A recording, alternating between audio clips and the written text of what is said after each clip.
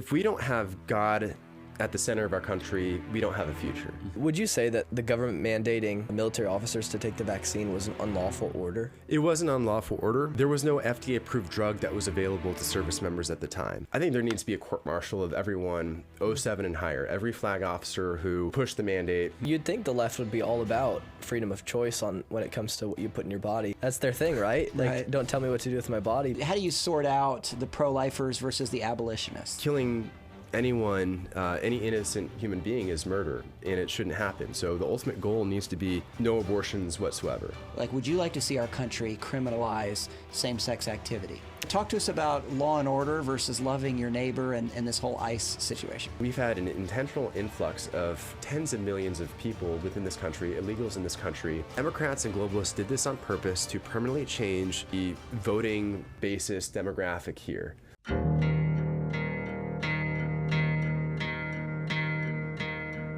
Welcome to the Strength for Life podcast with Pastor James C. Johnson, a ministry of NorthStone Baptist Church in Pensacola, Florida.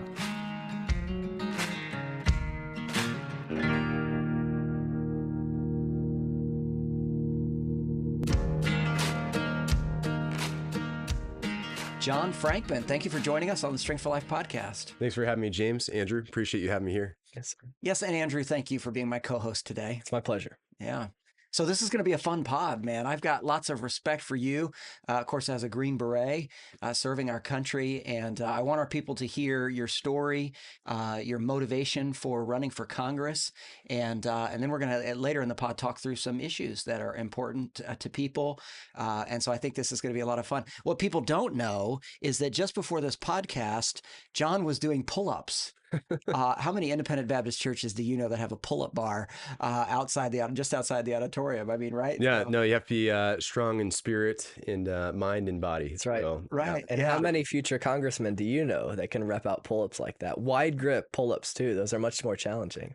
I just wasn't sure where to grip the bar just based on it. Yeah. Not like a straight bar, but it was good. Yeah, you did the most challenging of, and best as I can tell, Jimmy Petronas can't do that many pull-ups.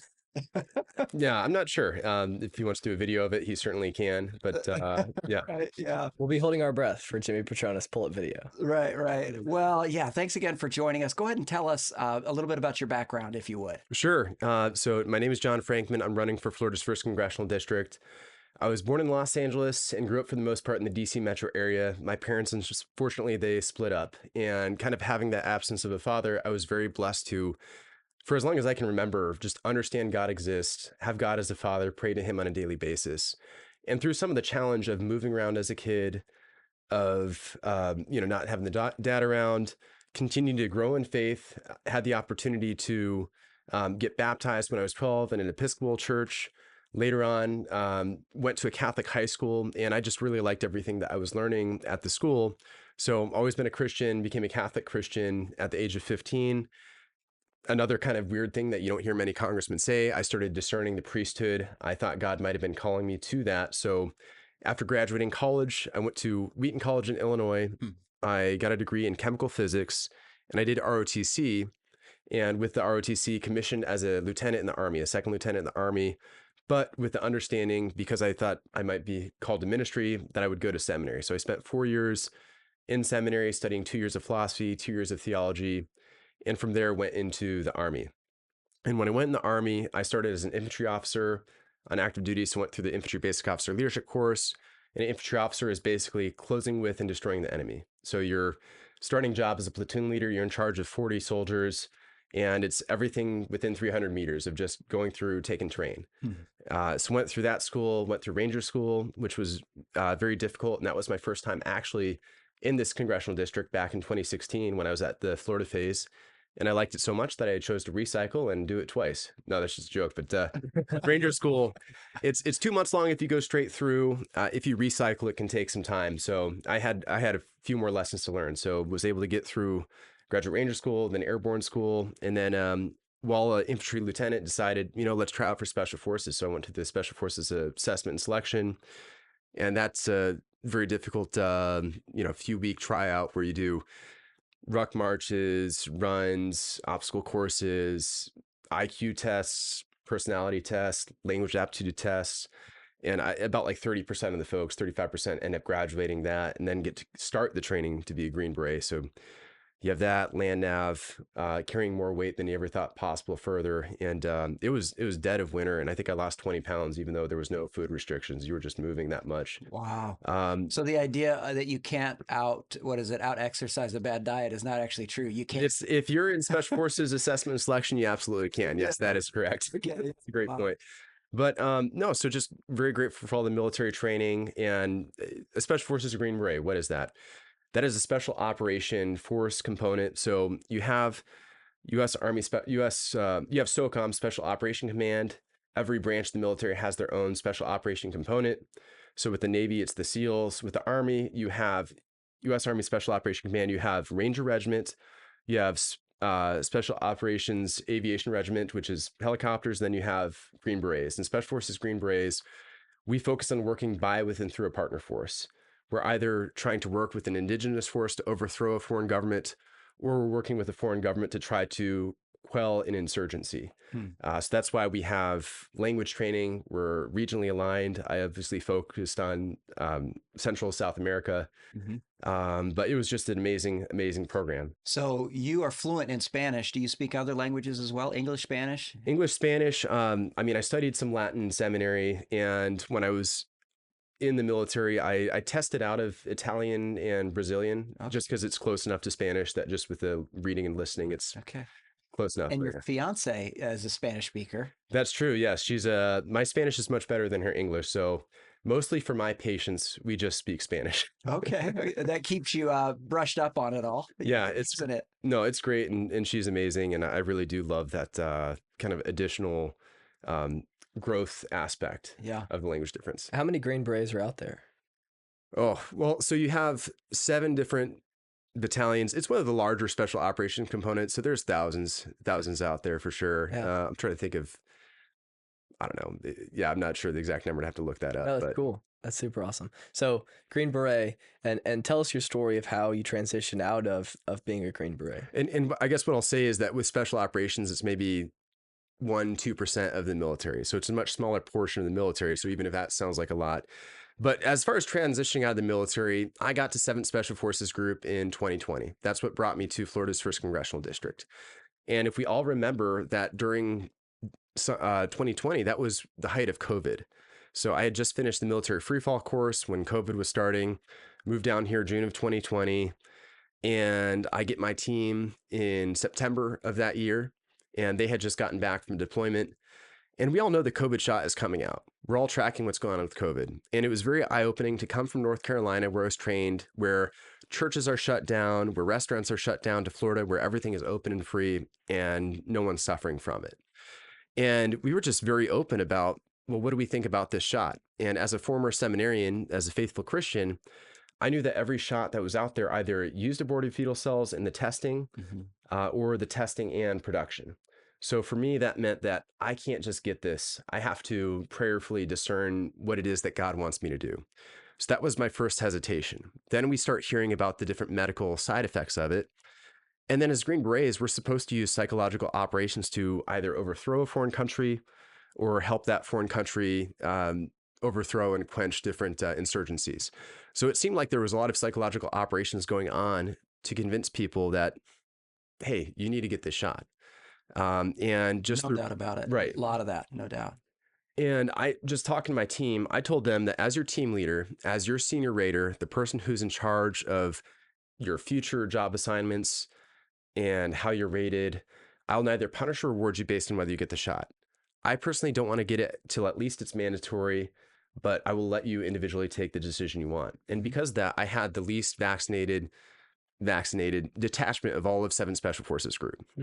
We only ended up having 2 or 3 guys on the team get it, but that was mostly guys who came into the team, either already having it or getting it shortly after. So because of that, one, we're getting pressured all the time. My team sergeant, he was regularly harassed by the sergeant major. They were trying to keep track of who had the shot, who didn't have the shot. And they made it where you were coerced in the sense of with job opportunities and other punishments. So for instance, if you don't have the shot, you have to mask up. Nobody else does. if you don't have the shot, you have to quarantine for a longer period of time. So you're more of a nuisance on the job.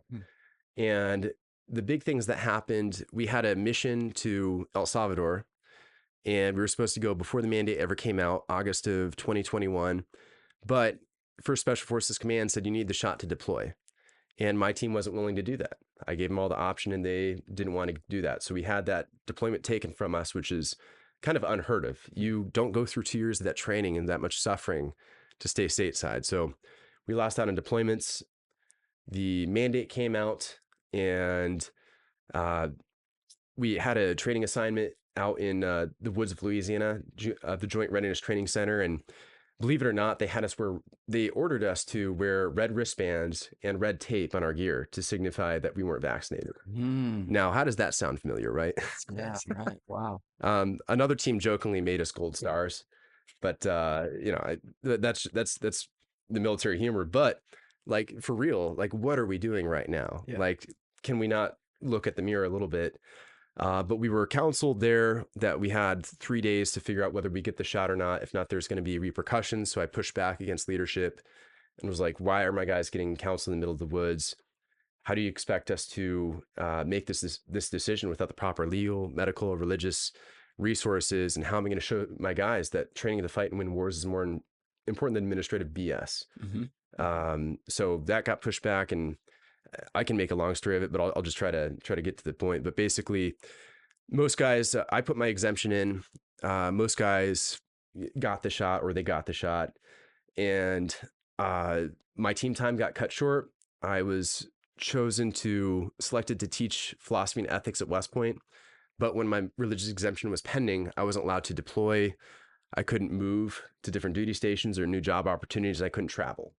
So that job opportunity was lost. So I made the decision to leave the military because my career was irreparably harmed, rather than wait for my exemption to get denied, where, a lot of people don't understand what happened from COVID. And a lot of people think that now with Pete Hegseth, with Donald Trump, everything's been fixed with COVID. I'm telling you, it's not. We had 8,600 that were kicked out. That's people whose exemptions were denied or they never put an exemption in. Then you had about 80,000 who chose to leave, such as myself. And they call that voluntary separation. But in all reality, of the 80K-ish people who were forced out, only 80 have come back in, have been reinstated. That means for every 1,000 service members that was separated for COVID, only one's returned. And that is unacceptable. And that's because the process is still overly bureaucratic. Did I understand those numbers correctly? So 80,000 left and only 80 came back? More or less. That's about the numbers we're working on right now. Okay. Although President Trump signed the executive order shortly after taking the presidency, there have been bad actors within the Pentagon, and there's been bad policy coming out, and there hasn't been the political pressure or willpower to fix it. And that's one reason I want to run for Congress. This is just one issue. It's the issue that got me involved in politics. But if there's not someone who's fighting for service members, it should be me. This is the most veteran dense populated district in the country. Right. I got into politics. It wasn't I got into politics. Politics got into me based on what happened in COVID. Absolutely. And service members, they deserve someone to fight for them up on the Hill. And I wish a representative were taking care of this.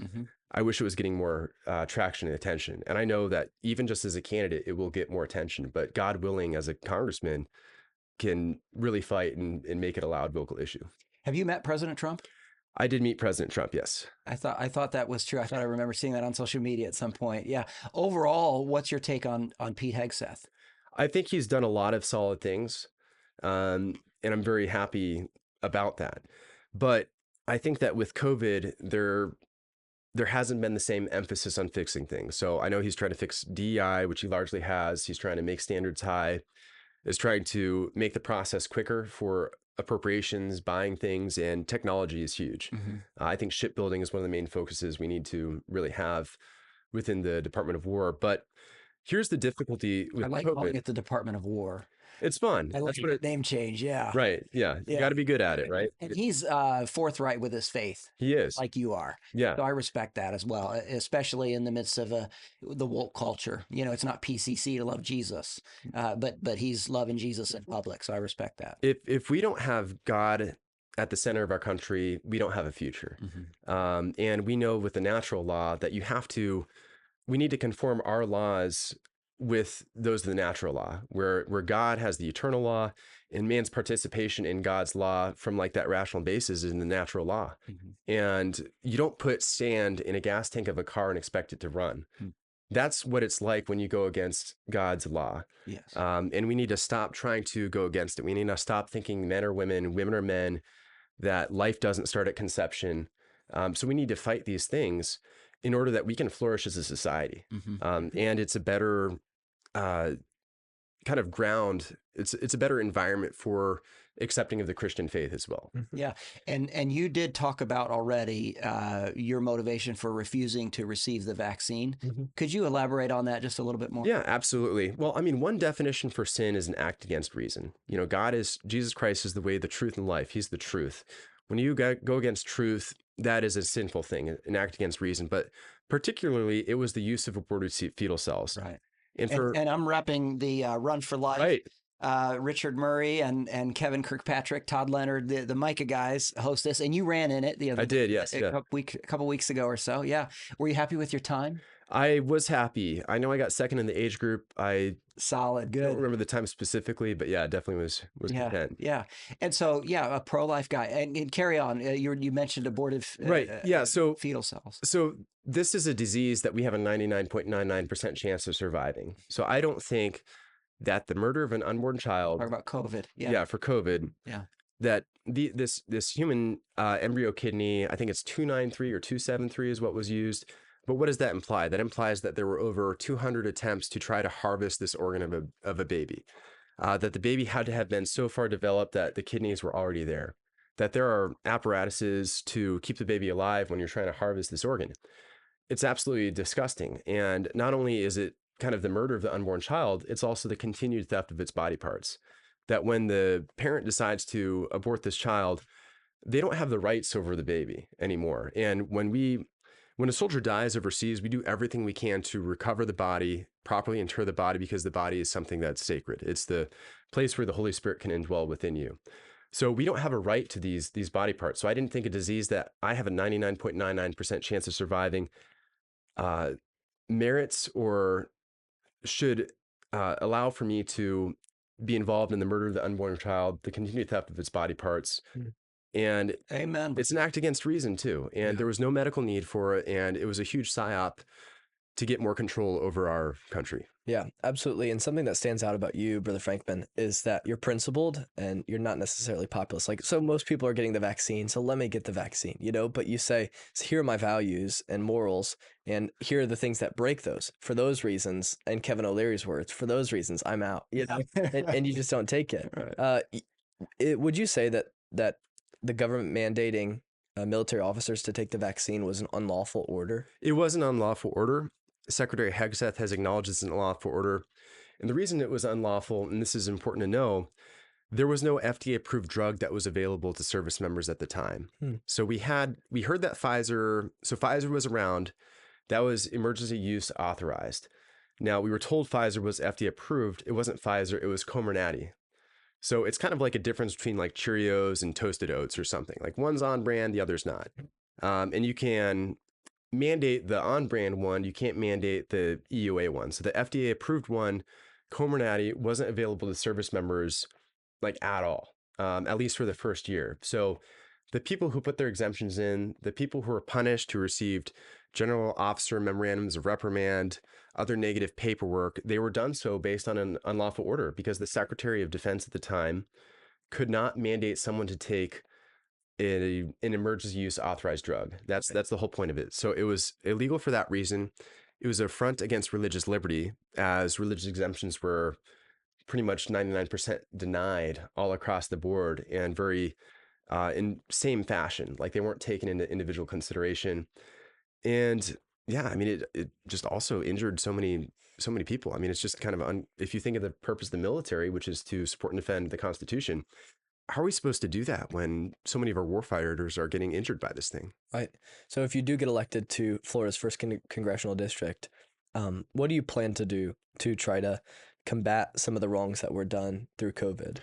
I would push very heavily, and this is something that kind of needs to be done on the executive level, but you can push for, legislation or put something in the NDAA for it. But I think there needs to be a court martial of everyone 07 and higher, every flag officer who pushed the mandate. Hmm. That would be the ideal, but we're probably not going to get that far. We should start with rank grade determinations. And just like Secretary Hegseth is doing for Senator Mark Kelly, for the video he put out, he wants to do a rank grade determination. Hmm. This would be a much better tool used against all of the officers who pushed for COVID. And you were asking, how is Secretary Hegseth doing? He's doing very well in many ways, but on this particular issue, there's a problem. And one of the biggest reasons people aren't coming back is there's been no accountability for those officers who've made people's lives absolute living hell. For instance, the Secretary of the Air Force, General Wilbos, he was a big proponent for COVID, and he really pushed people hard on that. Same with the CNO of the Navy. Same with General Donna Hugh. So you have these people who are in the Pentagon who are some of the biggest COVID tyrants. Like, what happens if we lose the presidency again, right? Yeah. They're still back in there. What guarantee is there that this doesn't happen again? What legislation has there been to keep it? I want a medical freedom amendment. I don't think that anyone should be mandated to take any kind of drug against their free will. Yeah. So, what freedoms do you have if you don't have freedom over your own body? Sure. So hopefully something like that would be able to get into the military. And basic training is certainly no place for that kind of freedom of decision without pressure, without coercion. I mean, it's basic training, for crying out loud. Yeah. You'd think the left would be all about freedom of choice when it comes to what you put in your body. That's their thing, right? Like, Right. don't tell me what to do with my body. But with COVID, of course, they flip-flopped and were like, yeah, you actually have to. We're going to mandate that you put this thing in your body. Yeah, I was going to ask you too. See, one of the things I love about you and respect is that you are a Christian with convictions, and anybody that's got to this point in the podcast already feels that vibe, as opposed to there's a lot of politicians who use the word Christian and identify as a Christian to get votes, but then when they have the position, Right. they don't vote like a Christian, and the net effect of them sitting in that position is the same as if a godless atheist was in that position. So Yeah. you're clearly a man of courage and conviction, and so I do hope Christians all over our district will get behind you and support you in these ways. And I wanted to talk to you about, obviously we're pro-life. There is a distinction to be made between the abolitionist group and the pro-life group. And we were privileged to interview T. Russell Hunter on the Strength for Life podcast not that long ago. So how do you sort out the pro-lifers versus the abolitionists? And, this is a distinction that I was more recently made aware of maybe in the last couple of years. So I'll try to define what I understand it to be before answering that. And pro-life is trying to limit the number of abortions to the greatest extent possible. Abolitionist is trying to abolish abortion absolutely totally and not really compromising on the way to get there. Is give me total pro-life legislation right now or I'm out. Mhm. That's my understanding of it. And where I would say I sit is that life starts at conception. That killing anyone, any innocent human being is murder, and it shouldn't happen. So the ultimate goal needs to be no abortions whatsoever, and no exceptions for that either.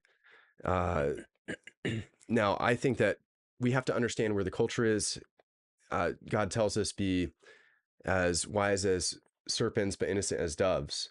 So we have to understand that we are trying to fight with the world. Not everybody is where we are. So we need to use whatever language we can to make those kind of persuasive pro-life arguments. And that's another thing that I would like to do as a congressman, God willing, is it's a place where you have such a platform, such a public platform. And I made a video the other day that people say that politics is downstream of culture. I want to bring culture up to politics. I want to bring my entire seminary background, my master's in theology, my prayer life, along with my special forces background up there, and to use that kind of formal training to make persuasive pro-life arguments persuasive Christian arguments that conservative Christian arguments in line with our faith. And that will hopefully get people to better understand that life starts at conception. But I think we need to be as wise as we can and ultimately work towards no abortions. Yeah. What do you guys think of that? Yeah. Well, I think that's very reasonable. Here's a more specific follow-up to the question that he asked. What a point of contention, I think, in that question, abolitionist versus pro-life, is penalties for the mother who commits an abortion, and an open, more popular advocates of pro-life like Kristen Hawkins and others have killed bills because it adds a penalty to the mother who, takes the life through medical things. So would you vote down, or would you try to knock down a bill that has penalties for the mother who commits an abortion? Yeah. I mean, I don't think that we're going to get any bills like that anytime soon on the federal level. I would try to do whatever we can to preserve life to the greatest extent. And I would try to be as reasonable with that as I possibly could.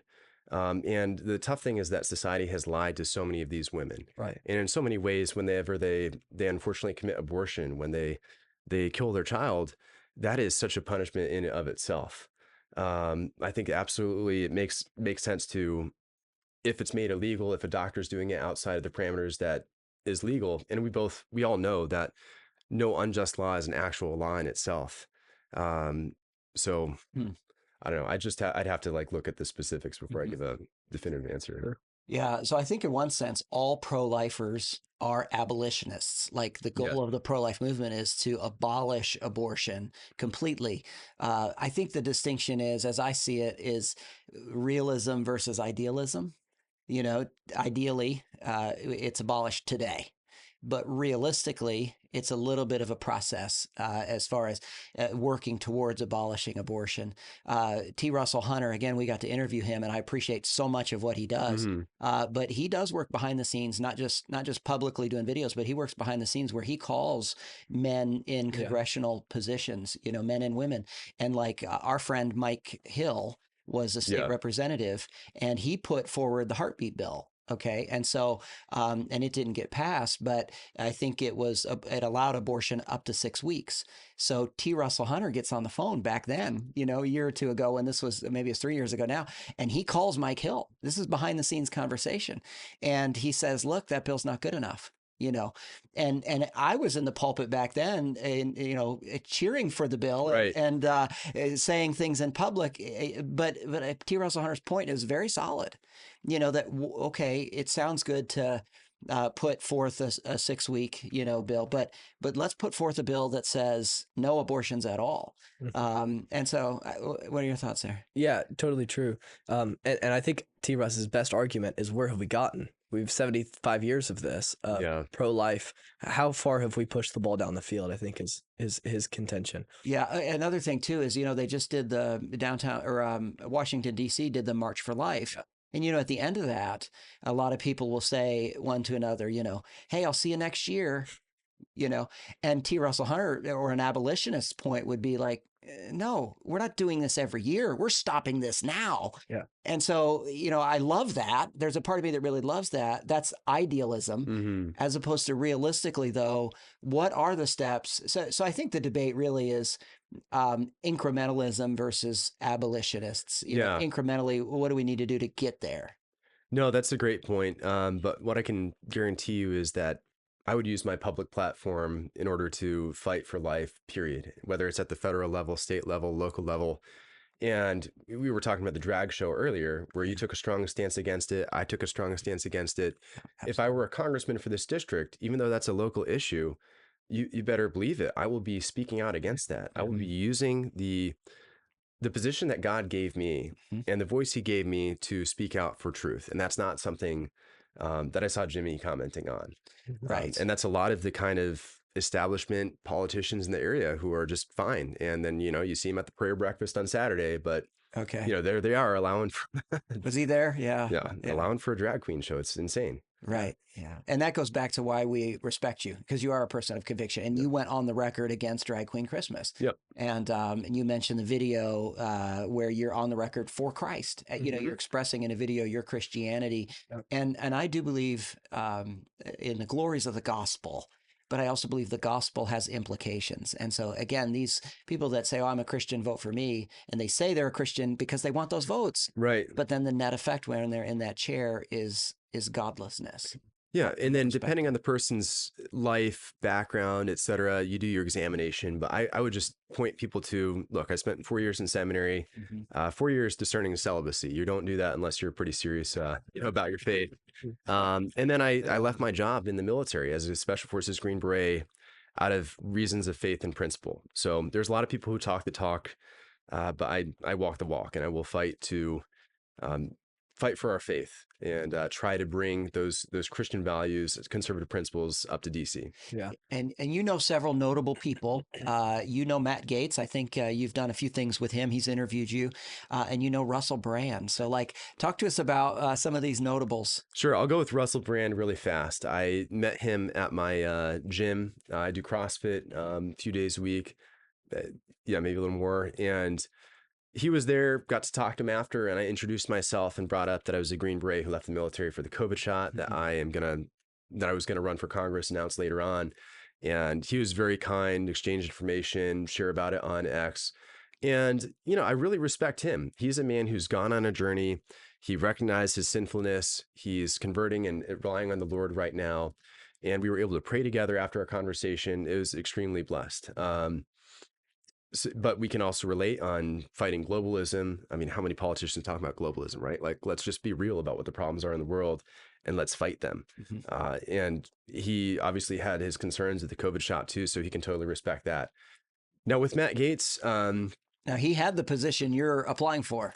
Right. And in my opinion, it still is his old seat. Okay. Yeah. With Matt Gaetz, I was blessed. I met him in summer of 2021 when my entire detachment was going through all the nonsense in COVID.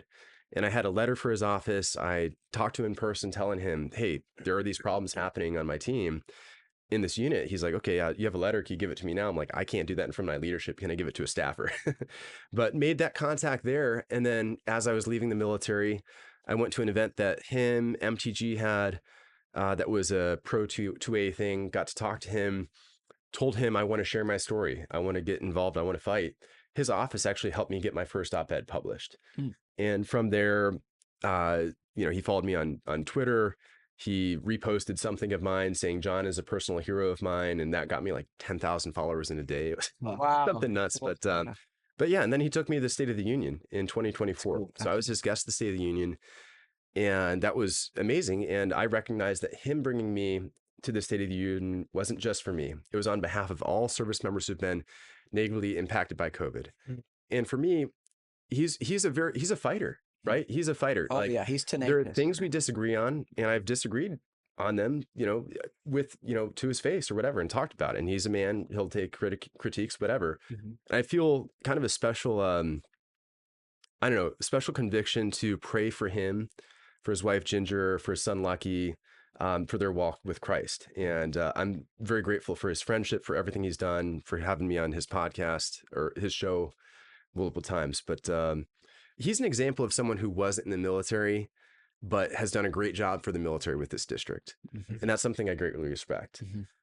He had multiple staffers of his who were veterans. He had a military legislative assistant. He would ask me for advice on various military matters later on.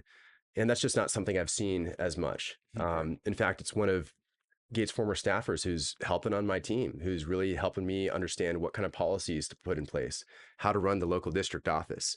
And he's been helping people with VA claims who he claims they couldn't get help from Jimmy's office. So I don't know. I have great respect for Matt. Good. You just brought up Mr. Petronas. You're running for his seat that he kind of got, thrown in there. But what makes you a better candidate than Jimmy Petronas?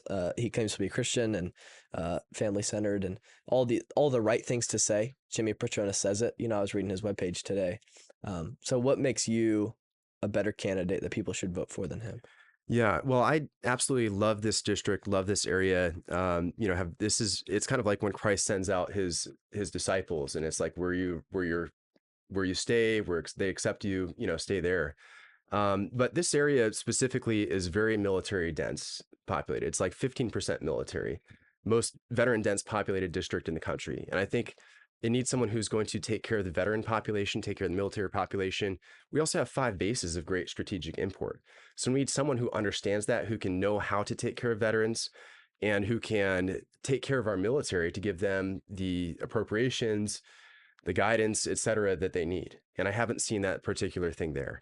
I also just, he's, and okay, so he got the Trump endorsement last time, came into the seat. That's fine. But now you have to like fight for your area. Now you have to be a fighter. And maybe this isn't so much specifically with Jimmy, with Congressman Petronis, but this has been one of the least productive sessions of Congress in decades, right? This has been awful. Like they haven't really passed hardly anything. And we have that very staunch comparison. We have Matt Gaetz and we have Jimmy Petronis. We haven't seen that kind of fight from him. Mm-hmm. Most people don't necessarily know who he is. And I don't think he's really gotten to know the area very well and necessarily represent the area very well. Yeah, people call him a placeholder. Yeah. Well, and in some ways too, he kind of is, because he went from being this chief financial officer and then talking about running for governor. He's been on record talking about it when the 2026 election was happening, and then running for a seat outside of where he lives. So he's from Panama City Beach, which is outside of Florida's 1st congressional district. Yeah. So he doesn't even live inside the district. He's probably moved here or has a house here, but it's not a federal requirement, but just not like being from here. And I'm not saying I am either, but I lived here when I ran for here. This is the longest place I've ever lived anywhere, just being a veteran, being a military kid, moving around. Yeah. So there's just that need to connect with the folks, with the people. And I think, mine is a grassroots campaign. I'm not an establishment person. I'm not looking to Mike Johnson for what I should do next. I'm going to look for the people in Northwest Florida. Right. I'm going to pray to God. It's that kind of level of conviction, of fight, of what needs to happen. And there's just a number of things. Like if I were up on the Hill, I can guarantee you I'd be talking about what needs to happen for COVID reinstatements and accountability in the military. I'd be fighting for medical freedom, because we went through the greatest infringement on our personal liberties in our lifetime just 5 years ago. Mm-hmm. Like we didn't look like America then. We looked like some kind of a communist country, and had Harris won, we probably would be right now. Right. And yes. look at the debt too. Like we want to talk about affordability. Yeah. It's the federal deficit. It's the debt. That's what's killing us. And more recently, there was a $5 billion bill passed to fund refugee stuff after all the Somali stuff. I mean, it's just incredible that we keep voting the same way. So you have Republicans that say all the right things, but then they just don't have the tenacity to do it. And for instance, I have great respect for Thomas Massey, and there was a time when a lot of folks didn't want the Epstein files released. That's insane. I don't know about you guys. I don't want a bunch of pedos running the world. Okay. Exactly. So, Right. whether there's anything in there or not, let's just make sure a bunch of pedophiles aren't running our government, our world, that elites aren't in control. So, I mean, I certainly would have signed that petition that only 3 other Republicans did. It's just insane to me that they didn't. So Yeah, Massey's another guy of conviction. he's a man of conviction. I don't agree with him on everything. Sure. But I don't have to. I mean, Right. to understand him. But there's some solid ones up there, but you have a lot of kind of folks put in there by the establishment that aren't necessarily fighters. So I want to be a fighter for this district, to fight especially for military and veterans, to fight for lowering our deficit so that you and I aren't paying for what our grandparents, great grandparents, the politicians all printed off money like there's no tomorrow. Insane to me. So we need more work. It's just do something. Like that might just be a good campaign slogan. Just do something. Oh Yeah. my goodness, Absolutely. And Massey does feel like a breath of fresh air, where it's like, all right, somebody, although like you said, I don't agree with everything Massey says, but at least he thinks for himself. He's not trying to be like, this is the Republican way, I'm going to follow this. But he just does what he's principled. Like he's not a populist. He's like, all right, 51%, got to do that. And that's the kind of way you are too. And he gets stuff done, and the kind of positions he holds are refreshing. He doesn't feel like a politician, and nor do you. You feel like just a normal person who has convictions, and you want to see those convictions instilled in the government. Yeah, and it's refreshing that they're biblical convictions. Right, exactly. Yeah. Now, you mentioned economic affordability. I want to bring that up and talk to you about that a little bit. But young people especially are disaffected with economic affordability. Like, I think I'm right to say that the average first-time home buyer in America in 2026 is right around 40 years old. And the average age for men getting married is 31 and women getting married is 29. And so like later and later people are getting married and later they're being able to buy a home. So as a congressman, how will you focus on economic affordability to try to quell some of the young people's I mean, trying to keep government from being as involved as possible, like the less restrictions, et cetera, kind of the better off we're going to be. But we look at home prices, we look at prices of food, we look at inflation. I own a home. I know it went up in value like crazy. I know that food prices have gone up a lot. Well, it's not that our houses are worth more all of a sudden. It's not that food's worth more all of a sudden. It's that our dollar is worth less. Right. The reason our dollar is worth less is that we're $38 trillion in debt right now as a country. That's the Federal Reserve printing off trillions and trillions and trillions of dollars. We'll be at $40 trillion by the midterms. And Wow. to put that in perspective, that means if every man, woman, and child who's a citizen of the United States were to pay it off, they'd have to pay approximately $110,000. Wow. Now, it's even scarier. Every taxpayer would have to pay $350,000 because not everybody pays taxes. And that is an insane amount. And that we are continuing to increase the size of the federal government, continuing to spend like crazy. It's the simple principle of if you have 10 apples and you have $10, every apple is worth $1. If you have $20 and 10 apples, every apple is worth $2. And that's what we've been doing. And that especially benefits those who are closer to the printing of the money. But then the further you are away from the printing of the money, the more it harms you, the more your dollar just doesn't maintain its value. And the cost of wages or wages haven't kept up with inflation. And so the biggest thing that I could do is to just get out of the way, get government out of the way, and to decrease spending as much as we can to help pay down the debt. Because we're paying principal on it. I mean, it's the unseen tax is inflation. That's what's happening right now. Yeah. So how does a country get out of $40 trillion in debt? Is it even possible? We have to try, right? I mean, yeah. Read a great book, Creature of Jekyll Isle. I think it's Griffin. Yeah. But trying to remember the specific name. But I mean, he's talking about the creation of the Federal Reserve, all the problems with that it's created. And he has solutions of going back to a gold standard and how you would go ahead and do that. But we need to actually have people who are talking about the problem. And I don't know how many congressmen you have talking about the amount of debt, what it actually means, that we need to get away from printing off this fiat money. Thomas Massey does. He does, yeah. So we need. There's only a few of them out talking about these topics. Because it's too easy to just be like, I just got to stay in office, and the incentives right now are to just stay in office. So I liked a lot of what Matt Gaetz was pushing for. He was pushing for term limits. He was pushing for not having special interest groups giving out money. He was pushing for not having insider trading. And if you decentivize special interest groups, elites, particular people from having a great influence on the country through buying off congressmen, you can get to where the congressman is working for the people, not necessarily for his donors in the next vote. Yeah. You mentioned Matt Gaetz again, and you made me think of how Don Gates was on the record against Drag Queen Christmas as well. Right. That was great. I really appreciated that. Yeah, me too. So do you recommend buying gold at this point? Oh, gosh. I mean, I've been so focused on the campaign. I'm trying to think of like where it's at. Like, did it just drop again? I don't know. Last I heard, last 2 years, it's just up.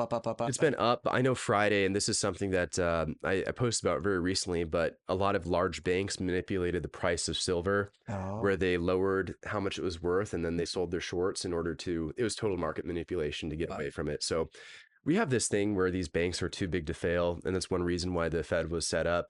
If we look at all the bank crashes, what happens? The big banks get backing, the smaller ones don't. One of the issues is we don't have like necessarily problems with monopolies, but we have problems with oligopolies. That's when you have 3 to 5 different, in every industry, whether it's, let's say, energy or technology or internet or whatever, that control the market, like 80-90% of the market. So they're able to get rid of competition. I mean, so getting into the, so keeping and maintaining that free market economy. Yeah. Those are some things that are very essential. A friend of ours, one of the Micah men, is Jim Hunter.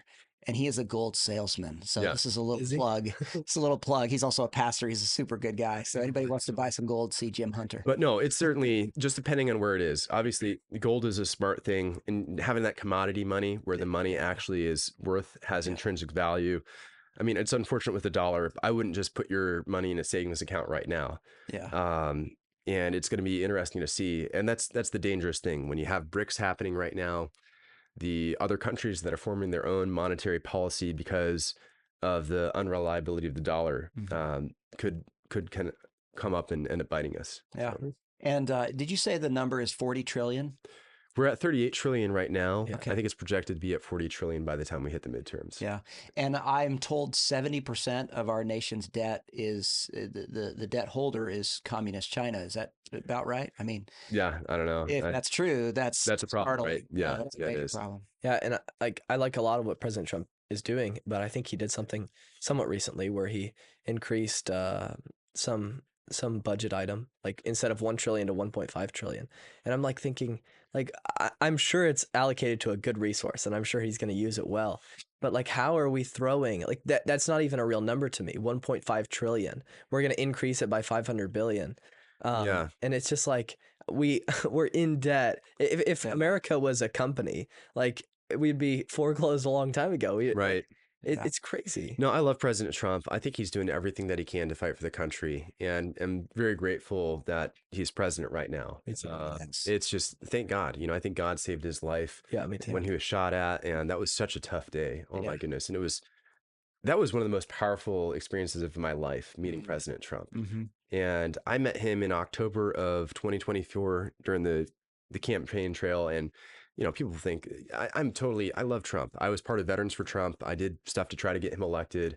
I got to meet him and ask him what his plan was to fight and reform the military and hold leaders accountable. And it was just a very powerful thing. But he needs fighters, not just necessarily people who say they're with him or people who are just waiting for the word, like, hey, what's the word? What are we doing next? Yeah. You gonna sign me a bill, whatever? Yeah. No, we need people to take the same kind of initiative that he takes on the legislative side. And if we think the executive's doing too much, let's get the legislator to do more. I mean, they were, you know, Article 1 of the Constitution, they're supposed to be that more representing the people.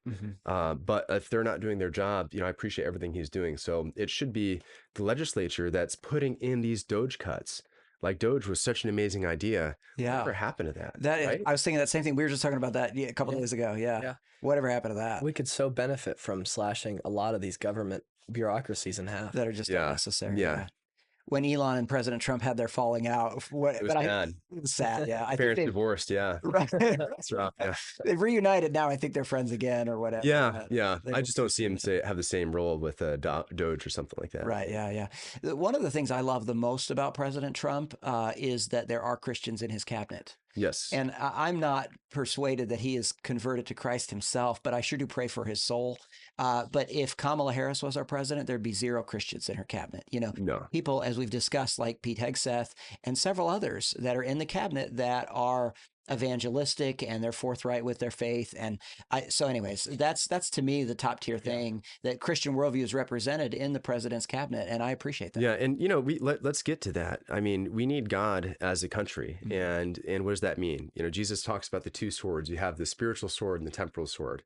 And we are to wield temporal power in order to make an environment of greater human flourishing that is consistent with kind of the biblical worldview. And it doesn't mean that you are specifically saying you have to be a Christian, this, that, but it does say that there is the natural law. There is man's participation in God's eternal law, and the world works in a certain way. And just like you wouldn't try to make the physical world work outside of the physical laws and constants, you shouldn't do the same thing outside of those same ethical and moral precepts. And it doesn't mean that you're legislating every single piece and aspect of morality, because there's certain things that, you know, you're just, it's a baseline. It allows for society to live together, to flourish, but it doesn't need to be, you know, so detailed as whatever. Yeah.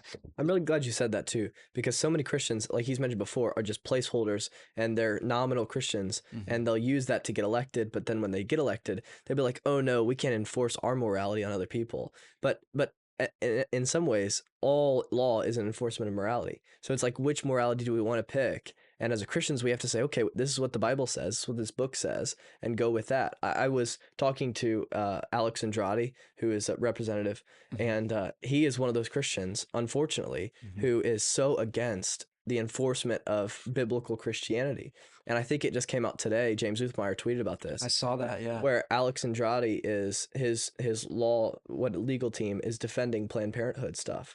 And it's like those kind of Christians are the Christians we need to get out of office. The kind of Christians who say, I can't legislate as a Christian, although I'll say I am. But like you mentioned, the two swords idea, like Christians have to be combating the evil, or else it will run amok, and our whole institution will be led by those who are not Christians. Yeah, I mean, I don't know him specifically, haven't met him, so I'm not familiar with that. But certainly it's true that we need, and that's something where I as a Catholic can say that the church, our leaders have failed us in many ways. Yeah. I kind of joke sometimes that my introduction to politics was being a seminarian. And just seeing what's going on in the church world, and unfortunately it's everywhere. But yeah, as Catholics, we have what's called Canon Law 915, and that means that if someone is in grave manifest sin, they are not to receive communion, because receiving communion means that you are in communion with what God teaches, what the church teaches. So this particular thing, and Pope Benedict wrote about it when he was Cardinal Ratzinger, when he's in charge of the Congregation of Doctrine of Faith. That's the highest office for church teaching. So going a little bit out of the way for some of your, Protestant Christian listeners, but church leaders should be calling out people who claim the faith but don't live it out in a grave and manifest way. Pro-choice politicians should not be permitted to receive communion. This is in our church law. And it makes sense because it causes scandal. Scandal specifically means causing others to sin. And you can cause other people to sin when you, as a self-proclaimed Christian, do something other Christians might think, oh, this is okay. That's one reason why I didn't fake the COVID shot. I certainly could have, but I thought that, hey, if people know that I'm very, very much in my Christian faith, yet I go out of my way and I fake it and I lie, then they're going to think, well, I guess that Christian can go ahead and get this. Well, no, for reasons of morality, and maybe it was sinful, maybe it wasn't, maybe it's just the morally greater thing to do. I did not want to do that. So I wish that our church leaders, and that's why I'm grateful for pastors like you, who are teaching the gospel, who are trying to be straightforward, like my dad as well. So yeah. Yeah, amen. Yeah, your dad's a graduate of the Master's Seminary, John MacArthur School. Yep. Is that right? Yeah, I love my dad. He did 20 plus years as a reserve police officer in LAPD. Wow. And he started at the Master's Seminary when I started seminary. So we've obviously had some very exciting theological conversations. So he would call himself a Protestant and you call yourself a Catholic, right? He'd say Christian. I mean, yeah, most Protestants call us some Christians, but so that would make for interesting conversation. It does for sure. Yeah. And that would be too long to get into now, but no. And he saw the craziness in Los Angeles. He was one of the biggest supporters for me when I was going through all the COVID nonsense. So really supportive, and he very, proud of me and happy for me running right now. And that means the world to me. Yeah, absolutely.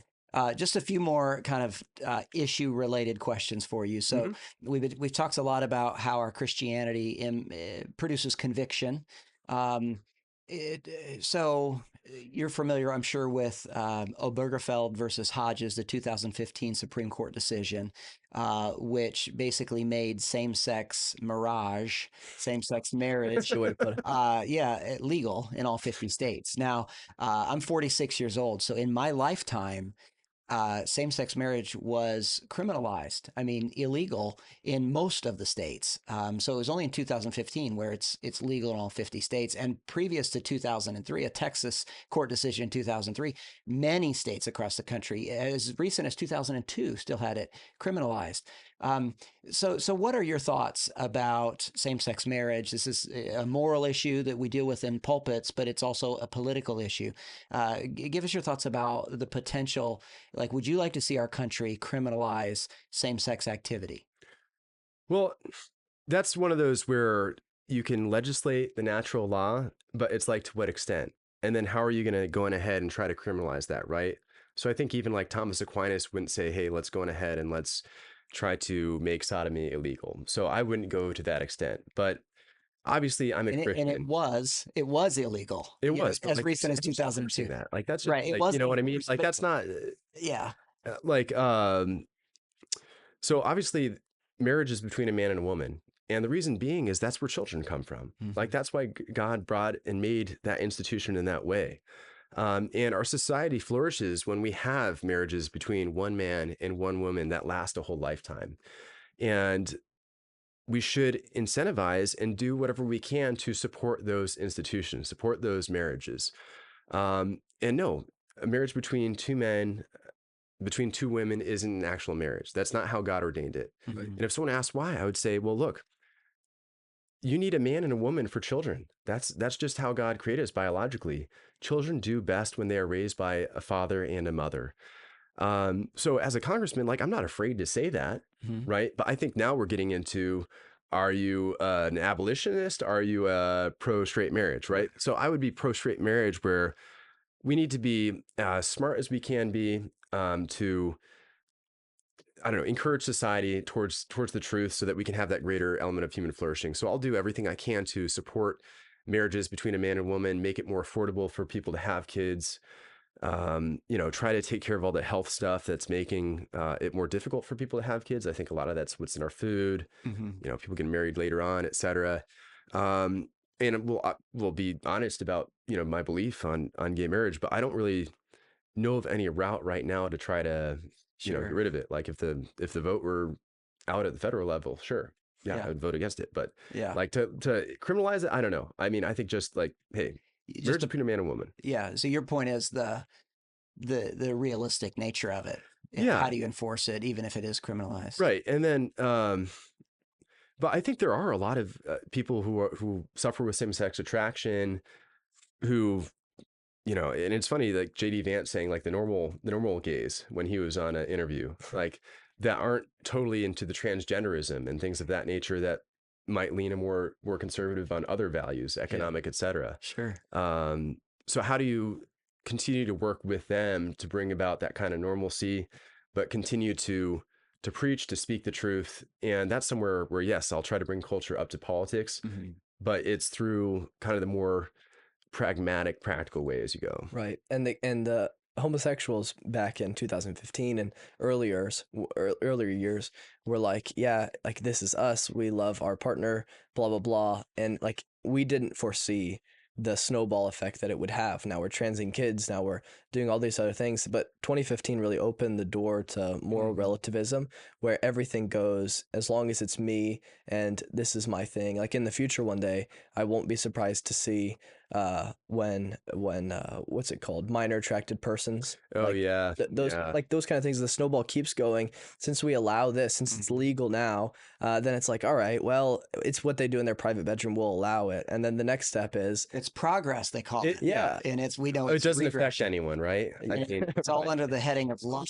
Yeah. And that's what I'm saying. That's why if I were a politician, I would try to, all right, like, yeah, we were a better nation in 1960 when that kind of stuff was criminalized, because it just opens the door to a bunch of nonsense that let's just not do that. The Bible doesn't allow for it. So yeah. Right. No, and it doesn't. And that's absolutely correct. It's just, how do you get there? Right. Yeah. Another question for you too. I think you mentioned you grew up in the DC area a little bit. Yes. How familiar are you with DC? I've only been once.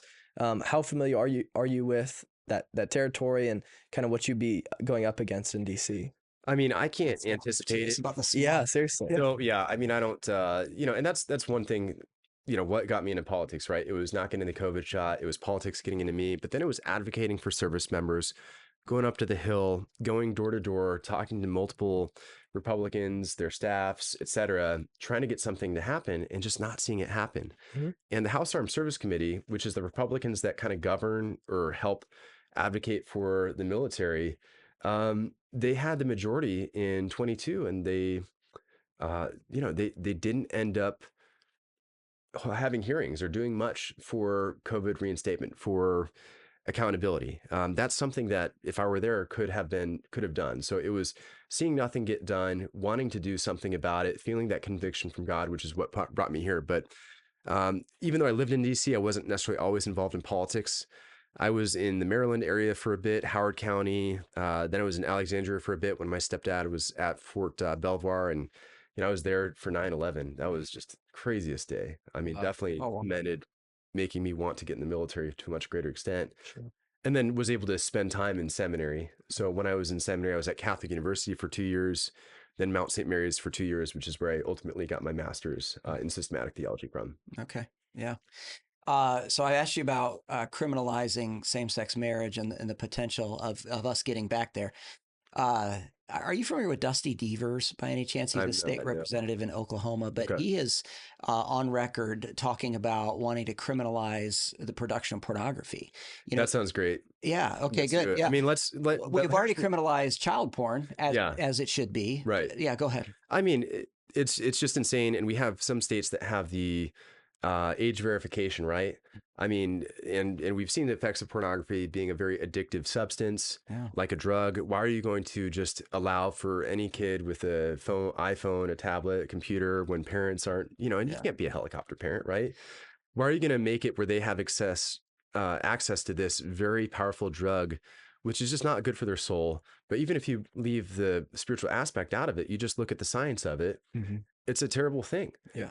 So there needs to be, at a minimum, that age verification all across the country. And I think that would be the best place to start. And, we're seeing James Fishback talk about the sin tax, the OnlyFans thing. I think that sounds like a great idea too. Yeah. And how realistic is that? We don't know. Practically, you were talking about but I mean, it sounds good if he can make some of that stuff happen. Sure. I think that's something that people might be more accepting of, Sure. getting after that. Yeah. Because I think there's a lot of women who understand that, gosh, I'm having trouble finding a man.